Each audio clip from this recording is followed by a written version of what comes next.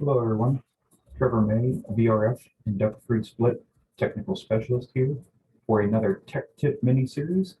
In this Tech Tip mini-series, we're going to be focusing on troubleshooting an E1 error code and some of the most common things to look out for, whether we're dealing with a new installation or an existing system that's been in for a fixed period of time, and how to troubleshoot through that E1 communication error code.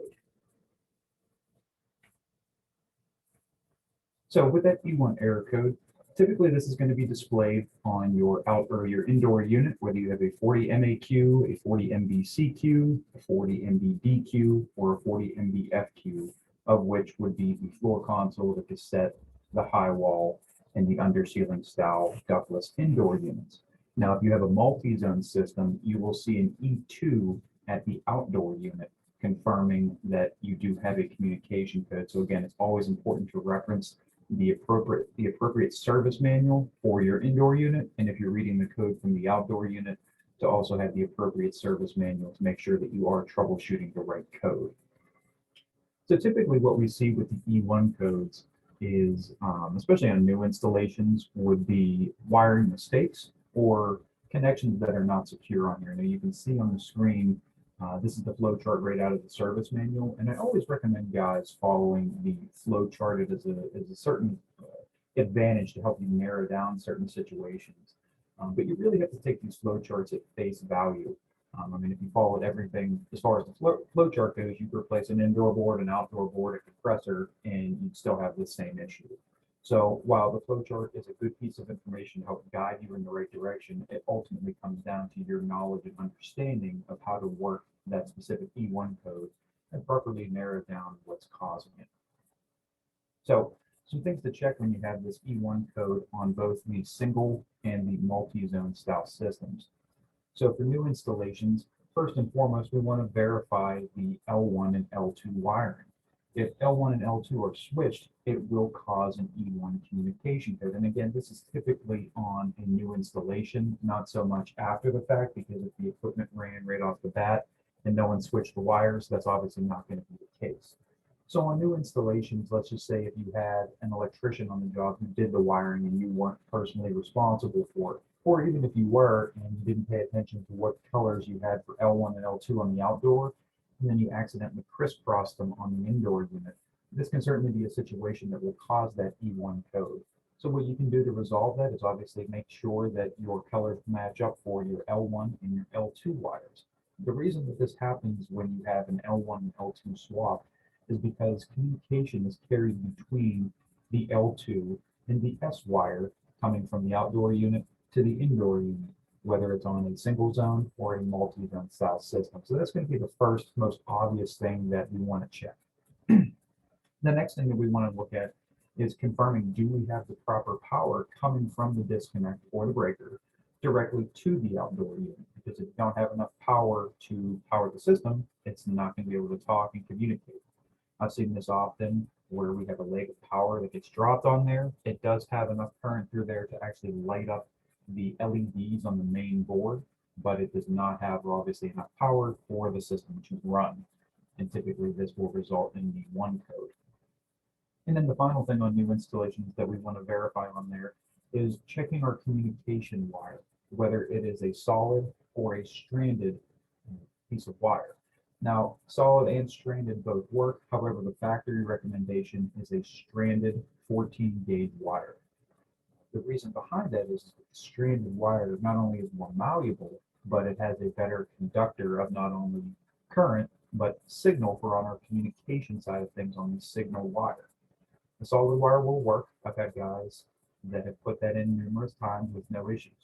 It becomes an issue when you're routing wire through multiple bends.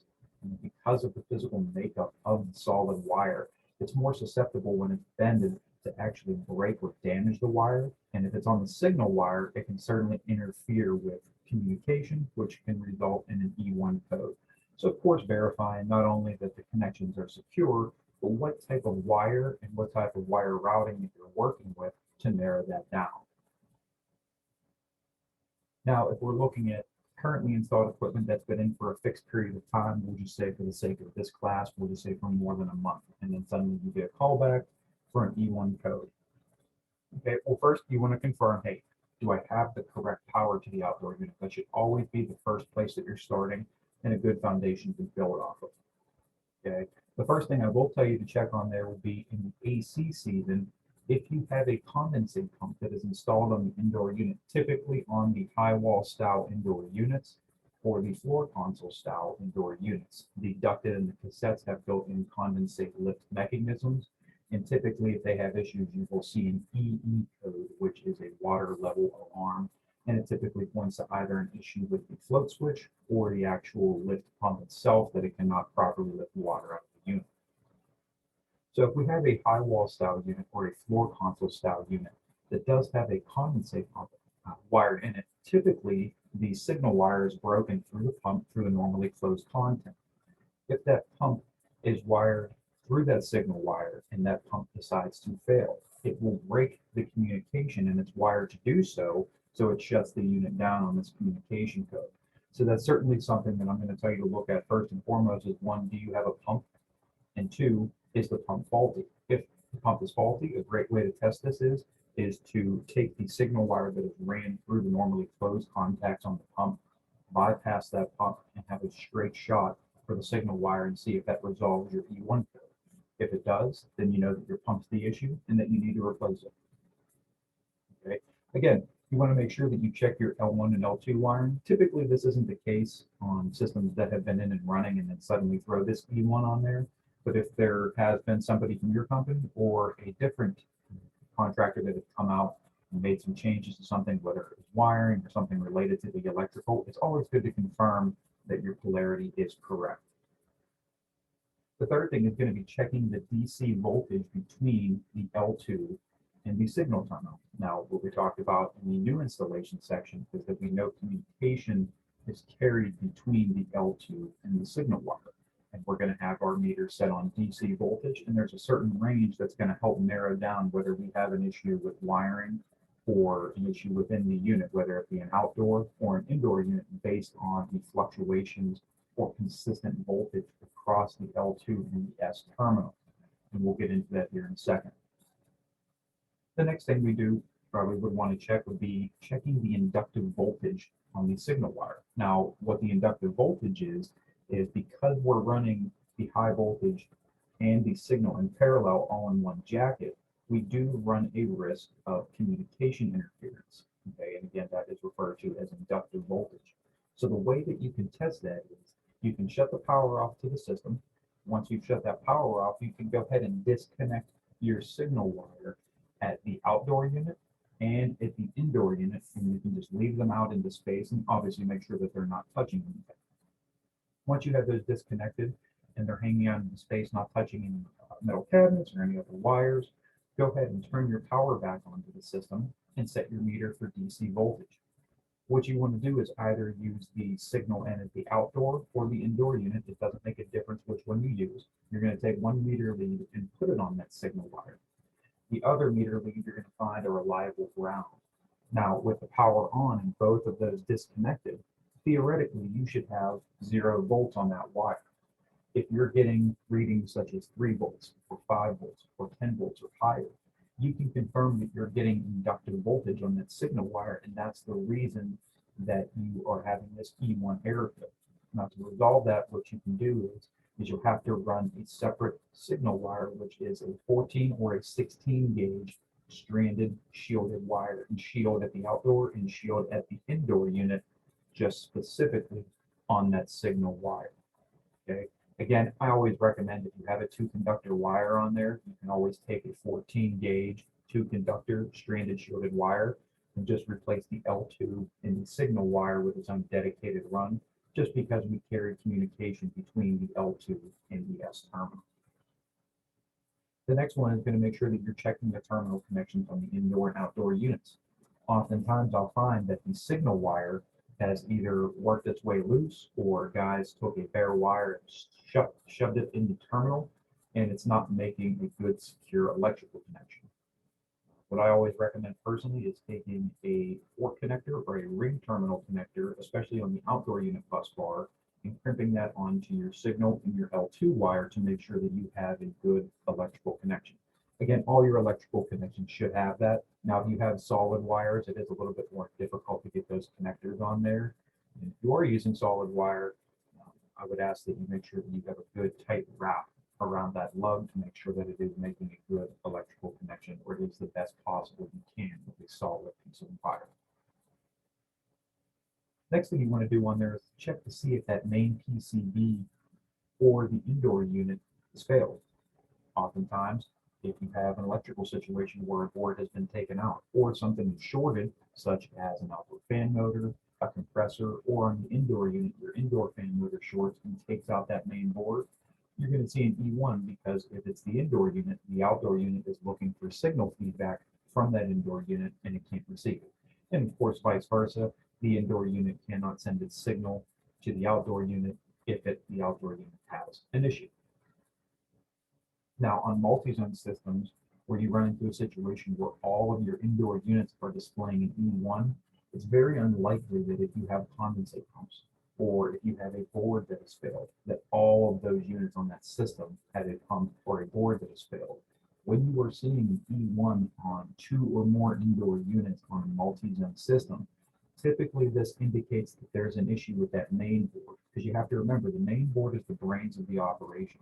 It's sending a control signal out through the signal wire to the indoor unit and looking for feedback. So if your main board or the brains of the operation is bad and every unit has an E1 on it, chances are there's an issue with that main board trying to send and receive signals. So that's where your focus needs to be, is something within that outdoor main PCB, whether the board's bad, whether there's a loose terminal connection between a main board and an inverter drive board. And a good way to confirm that is if you actually have a display on your outdoor main PCB on the multi-zone systems. If you don't have a display on there, typically that relates to one of two things. The communication connection between your main PCB and your inverter drive, if you have a split type configuration for your boards, if that terminal connection is not securely connected, or if you have an inverter drive that's failed, it will cause the main board to not receive power because they need to work in unison. That can result in E1. Typically, it's usually related to either something shorted or a power issue that has taken out your main PCB. And of course, it can send or receive signals to the indoor units, which results in the units getting an E1 code on every single one of them. Again, sometimes it's physical issues with the signal wire that you need to focus on. If you go through all this and everything checks out on there, and you're still questioning whether you have an issue with that signal wire, one great rule of thumb is you can take a piece of 14 or 16 gauge stranded shielded wire and run a temporary signal wire. Of course, if the application allows, there are some applications where the pipe and the wire and communication run, you just can't access, or you don't have a means to run a temporary signal wire. But if you do, this is certainly something you can do to roll out if there's something going on within the signal itself, if something broke off in the jacket or something frayed off inside the jacket that you can't physically see. So those are going to be the most common things that you need to look at when you're dealing with an E1 code on equipment that is already been installed and that has been existing, and you're back out on an E1 code, whether that's a month after the install or whether that's 5 to 6 years after the original install. Now, looking at that third point on there, which is checking our DC voltage between the L2 and the signal terminal.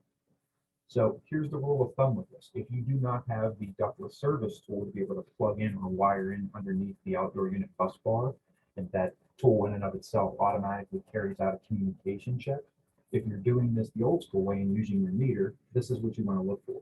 So you want to break out your meter and set it for DC voltage.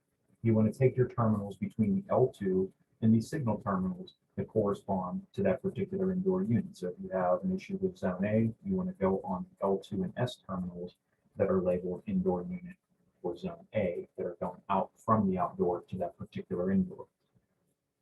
When you put your meter across the L2 and the S terminal with power on as the system's trying to run, if you have a negative to positive voltage fluctuation, so if you see the meter go from -10 to +5 to -15 to +50, -50 to +3. That is an indication that you have good communication between there, and that's ideally what you're looking for, and also something that you should be checking on maintenance just to see, one, what the voltage fluctuations are and have an idea of the range that you're looking for.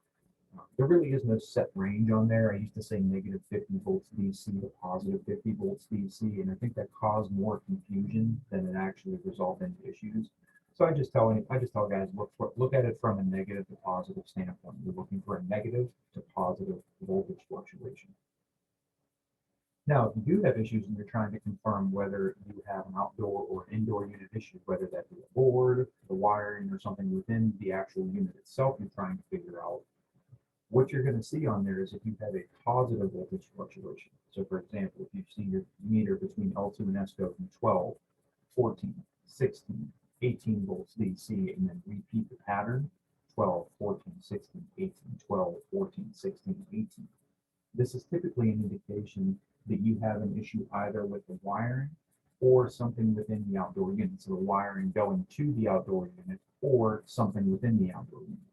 That does not mean just replace the board. It's very, very rare that we run into situations where a board actually fails without an external issue causing the failure of the board. Okay? You have to understand that anything in that outdoor unit that draws power can cause an E1, such as your four-way valves, such as your EXV, your outdoor fan motor, your compressor. So it's certainly a good rule of thumb to go through and physically test those components.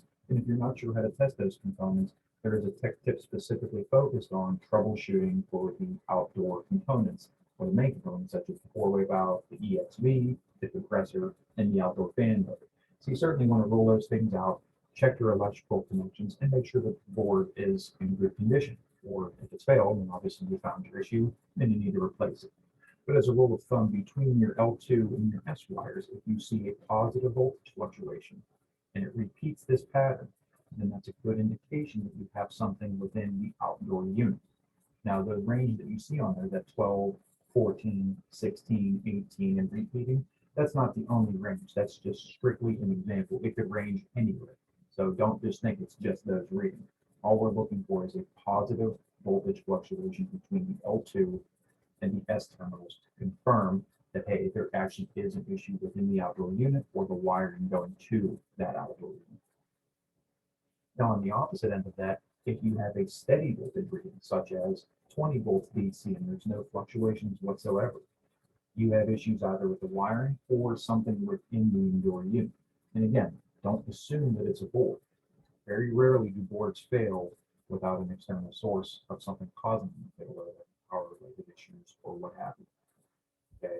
Again, you want to make sure that you own out your fan motor. That can cause an E1. You want to check your electrical connections on there. And again, that 20 volt DC reading on there is not the only reading that you're going to see. That's just strictly as an example. But what you're looking for is a steady, consistent reading. Now, if you're troubleshooting one of these, and I talked earlier about if you have a pump that is broken through the signal wire to the normally closed contacts, if that pump fails, even before you start tearing apart an indoor unit, and you go across your L2 and your S terminals at the outdoor to try to get a better idea of what you're working with, if a pump has failed and it broke the signal wire, you're going to get a steady voltage reading. So that's just one thing that could point you towards the indoor unit, and you're going to verify that by actually seeing the voltage with a steady reading. So just to recap on that, good communication between indoor and outdoor unit is when you have a negative to positive voltage fluctuation. If you have a positive voltage fluctuation, strictly positive only, and repeats the pattern, that's an issue within your outdoor unit or the wiring going to the outdoor unit. If you have a steady voltage reading, such as 20 volts DC, then you can confirm you either have an issue something within the indoor unit or the wiring going into the indoor unit. And that's going to be a really good rule of thumb to essentially narrow down, do I have an issue in my outdoor unit? Do I have an issue in my indoor unit? And then, of course, you can also verify and test wires, run temporary signal wires to confirm if it's a wiring issue. And really, you can work your way through pretty much any E1 code and effectively narrow down where the issue is and to be able to troubleshoot that code effectively.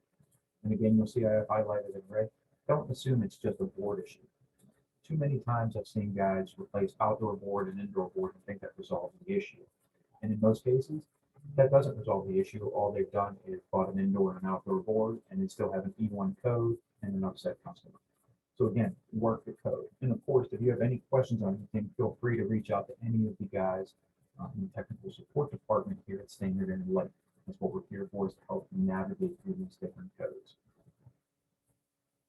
So that's what I have for you guys for today's quick tech tip on the E1 error codes. Hopefully you found this helpful. Hopefully you feel a little bit more confident approaching the E1 error codes and have a better understanding of what can cause them and what we can do as technicians to properly support and properly troubleshoot that code. Of course, if you have any questions, comments, or concerns, you can always call me with the number and direct extension listed above, or if you feel more comfortable, shoot me an email. My email is listed as well.